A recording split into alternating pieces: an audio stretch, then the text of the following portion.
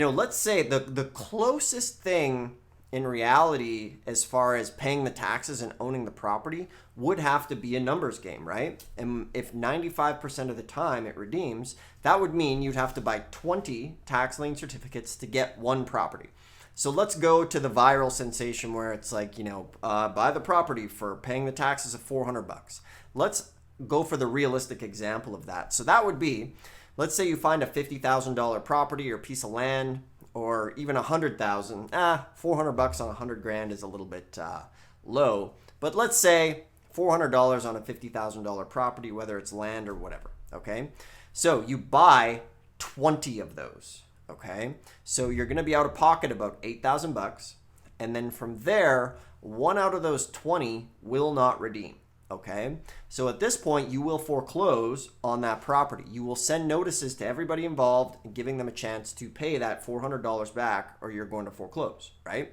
And the beauty of foreclosing with a tax lien is it does wipe out the mortgage because the tax lien is the priority lien. Okay, so now when it comes time to foreclose, you can do it yourself, but generally it's best to hire an attorney. So this is going to cost a little bit of money. It could cost $1,000 to $2,000 to get the attorney to do it.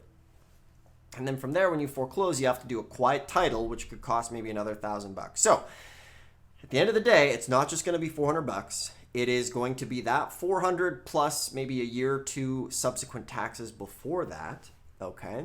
And the other thing to be clear on is make sure it is the first year tax lien that you're buying, not the second or third, because if you buy the third year, you can't foreclose. It has to be the first year taxes. So, don't buy the second year, buy the first year. So you have the priority to foreclose. And then in that situation, you've taken your $8,000, you have gotten, anywhere between 8 to 36% interest on your, what would we say, $7,500. I think I gave round numbers here. I went with a $400 example. Let's go $7,500. I'm off by $100. But you've got, a good interest rate on that.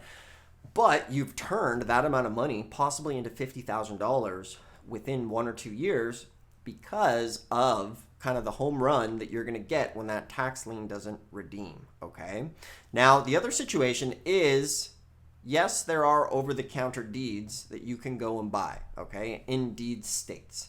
So in that situation, you're not paying the person's property taxes. It's already back and owned by the county, okay? So you can buy land and lots for as little as $50, $100 with over-the-counter, but sometimes there will be subsequent years taxes that are associated with that as well. So there's more to the picture.